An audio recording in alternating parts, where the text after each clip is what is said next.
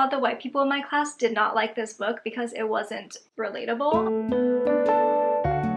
Hello, I'm Kat. I talk books and pop culture on YouTube, Instagram, and TikTok. Happy AAPI Heritage Month! Today we're talking about Asian American literature. Asian American literature was hands down my favorite class in college. The books I read in this class have stayed with me to this day, and no, we will not be talking about how long ago I was in college. It goes beyond just representation. Yes, seeing stories like mine and that of my family and community being represented in literature was incredibly impactful, but the ways that these books deconstructed and questioned Asian American identity were also so formative for me. I would be remiss to talk about AAPI Heritage Month and Asian Americanness without acknowledging what is happening in Palestine. As Asian Americans, many of us understand what it means to some extent to have experienced, or for our families to have experienced, the violence of US imperialism. And many of the books I'll be talking about also explore this trauma. If you want to help Palestinians evacuate to safety and you also like books, I'll be linking below a Gaza book auction. This is a Palestinian-led effort to gather support from the bookish community to help Palestinians evacuate. There are some really great things up for auction,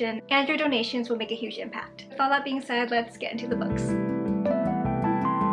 We're starting off strong with The Woman Warrior by Maxine Hong Kingston. I think most Asian American literature classes probably teach this book. This was published in 1976. It's a genre-blending work blurring Chinese mythology and folktales with memoir and various perspectives, both the author's own perspective and her mom's perspective as a first-gen Chinese immigrant. This book was the first book I read in this class, and it was also the first time I had really seen any of my experiences as an Asian American woman reflected in literature. Also, if you have any hint of mommy issues, the fraught mother-daughter relationship in this book will absolutely wreck you. I remember breaking down in tears and running to find my best friend who was also taking this class and who was my roommate at the time, and we just sat there sobbing together about this book. The Woman Warrior was pretty controversial at the time of its publication. Many Asian American scholars criticized it for being Orientalist and for showcasing the Chinese American experience in a very negative light. Frank Chin, who was another Asian American writer and scholar, called Maxine Hong Kingston un-Chinese and a fake.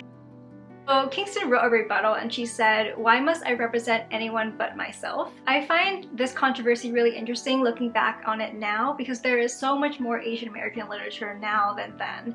And I think if a book like this had been published today, it wouldn't have gotten nearly the same amount of criticism. The burden of representation at the time was really unfairly high for an Asian American or Chinese American writer, and calling the author's cultural authenticity into question is it's a choice. Obviously, there is not just one Chinese American or Asian American experience. It is a very diverse identity, and there are many ways you can be Chinese American. I did find some parts of the book really resonant, as I said before, but there were also parts of it that didn't resonate at all.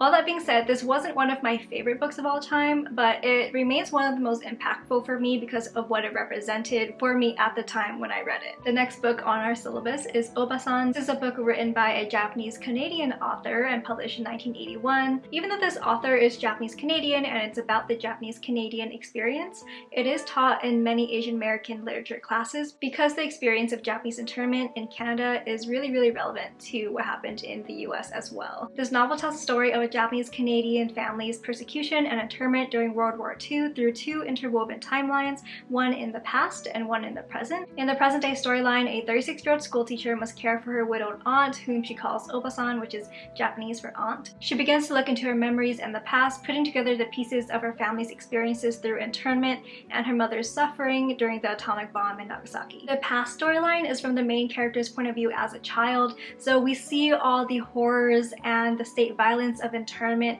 through the eyes of this really innocent character, which makes it all the more heartbreaking. Major content warnings for this book. A lot of books in this class made me cry, but this one in particular made me sob like a baby. It is really soul-crushing, especially at the end, because it doesn't shy away from the realities of the atom bomb and the suffering that it inflicted. I wish anyone who tries to gaslight Japanese Americans or Japanese Canadians about internment would have to read this book, but they probably don't actually care about historical facts or reality, so I don't know if that would help. This book exposes the incredible and horrific violence of having your homes, your property stolen, being criminalized by the state, while the same state commits atrocities abroad. The internment of Japanese Americans and Canadians is something that you might learn about in school, which I think actually a lot of people don't learn about in school, but you might learn about it, but it's kind of glossed over. You don't get a ton of the details. You don't really get these human stories of people who actually went through it. But this novel has so much emotional power in giving you the perspective of a child seeing their family being ripped apart by internment. This is a tough read, I won't lie, but if you do read it, I think it is well worth it. I have to say, I read it once for class. I don't know if I could read it again. That's how devastating it was. The next book is The Gangster We're All Looking For, published in 2003. Another book that reduced me to a sniveling puddle of tears. This is a non-linear story about the author's experiences as a Vietnamese refugee told across time and space, from Vietnam to the US, from the author's childhood to adulthood, and even to before her birth. I remember a lot of the white people in my class did not like this book because it wasn't relatable, but I really loved this book. It was so poetic and haunting in its depictions of grief and PTSD. There are some passages that have really stuck with me because they've affected me so deeply. It's also very personal to me because my family are refugees, and this book was also the first time I had read about that experience in literature as well. A lot of people did not like the fragmented nature of the narrative, but to me, whenever an author uses a fragmented, non-linear narrative to tell the story of immigration or being a refugee, it just makes so much sense. Displacement is not just geographical, it also disrupts the flow of your life and how you experience your own life. I think about my parents, and when they came to the US, the birth date that's on their documents is not their actual birthday. And that's just one example of how immigration or the refugee experience can completely disrupt your timeline and make you feel like you're out of time. And when you are a refugee, being in a refugee camp or in a place where you're in limbo can feel like a stagnation or a part of your life that is lost in a way, it's not part of what you would consider your normal flow of your life. So the non-linear narrative to me feels almost intuitive. It does make it a more challenging read, and it has a lot of highly symbolic language. Like I said, it's very poetic, but I think it's well worth it. This novel is so dense and layered and really complicates the stereotypical immigrant narrative. Next is How to Live Safely in a Science Fictional Universe by Charles Yu. This was published in 2010, so it is more recent. I guess our professor wanted to mix it up a little bit, and I'm glad he did because this was one of my favorites. As the title suggests, this is sort of a science fiction novel. The main character, who has the same name as the author, is a time machine mechanic. He lives in his time machine. He travels through Minor Universe 31. So in this world, there are multiple universes, and he's in Minor Universe 31. He travels throughout this universe trying to fix the time machines of people who try to mess with the past. One day, he sees his future self exit his own time machine, and then he shoots his future self. But this activates a time loop because now those events are set in stone, so he eventually has to go back into the past and then be shot by his past self. If this sounds really weird and meta, it is. But the heart of the story is really about the narrator's parents and the narrator himself being stuck in time loops that are sometimes literal and sometimes metaphorical and sometimes both at the same time. So it's about immigration as a form of time travel and about intergenerational trauma and how that can feel like being stuck in time and how you can ultimately heal from that. I talked earlier about how fractured narratives can represent the disruption of immigration, and this book talks about immigration as a splitting of timelines and even of universes. I really love this novel. I think the analogy of time travel is so clever and it makes so much sense in the book. It's also kind of funny, but ultimately it is very sad. It left me with a deep sense of sorrow, like many of the other books in this class. If you're a fan of science fiction or speculative fiction, I really recommend this one. Charles Yu is also Taiwanese American, so this book does focus on the experience of being a Taiwanese American immigrant. Next, we have Tropic of Orange by Karen Tay Yamashita. This was published in 1997. This is a work of magic realism set in Los Angeles and Mexico with 7 perspectives telling a story that takes place over 7 days. In LA, 2 journalists are covering the story of this incredible, unprecedented traffic standstill on the 110, which is one of the arteries of the city, and there's a growing community of unhoused people taking over the abandoned cars on the freeway. Meanwhile, in Mexico, a special orange falls, and when it's carried over into the US, it brings the Tropic of Cancer with it, like the latitude line, the Tropic of Cancer, so it's literally bringing the south north, which is very interesting. In my humble opinion, as someone who grew up in the LA area, this is one of the best LA novels of all time because it centers communities of color and marginalized people in its depictions of the city. Whenever you see those lists of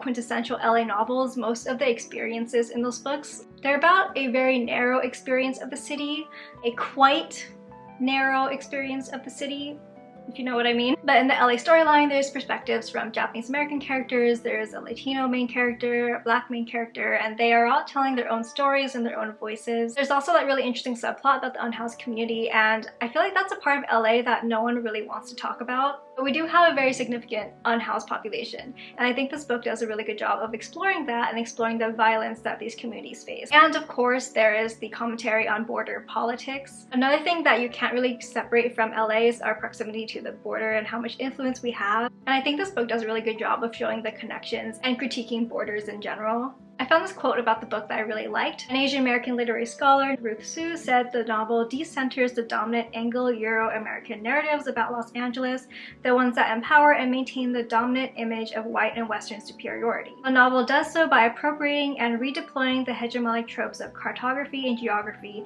in ways that map Western colonialism. I think this is best exemplified in how the actual latitude line, the Tropic of Cancer, is being pulled up by this orange, and by pulling up the latitude line brings the South with it. It's just such an interesting concept. I really recommend this book. It is such a trip. I think this book was my first experience with magical realism, and I really fell in love with the genre after reading this. Next, we have Interpreter of Maladies by Humpa Lahiri, published in 1999. This is a collection of short stories centering Indians and Indian Americans. The stories are varied, with characters living in the US and India and often moving between the two places. The characters range from dissatisfied married couples to mistresses to university professors. If you've read Lahiri's prose before, you know how understated and elegant it is, and how she has this talent for sketching full lives in just a few pages. One of my favorite stories, which I still remember, is the title story, Interpreter of Maladies. This one was about an Indian American family visiting India from the perspective of their tour guide. I remember it being a really interesting psychological portrait of this family and the distance created by immigration,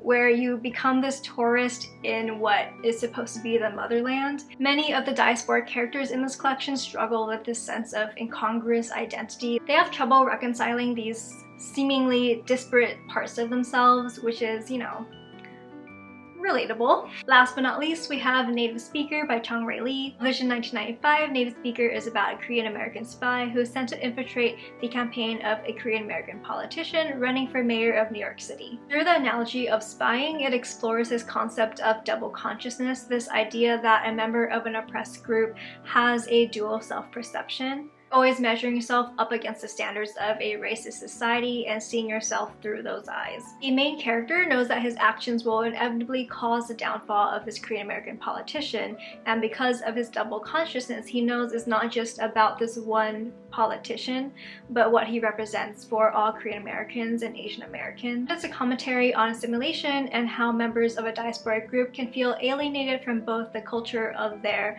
heritage and the culture of their home. As you may have gathered from the title, there's a huge emphasis on language as a marker for belonging and differentiation. The main character is constantly aware of the intonations of native English speakers. That's just one aspect of his double consciousness as an Asian American. I highly recommend this book if you haven't read it yet. It is a classic of Asian American literature for a reason, and still so relevant for today. As I'm rehashing the summary of this book, I'm like, I should reread it, because I'll probably pick up so much from it that I didn't catch when I was younger, with all my added years of living in a racist society. Let me know if you've read any of these books and what you thought, and if you also took an Asian American literature class, I would love to know what you read in your class. Thanks so much for watching. If you liked this video, give it a like. If you didn't like it, that's not very Stop Asian Hate of you. Happy AAPI Heritage Month again, and thank you so much for watching. Bye!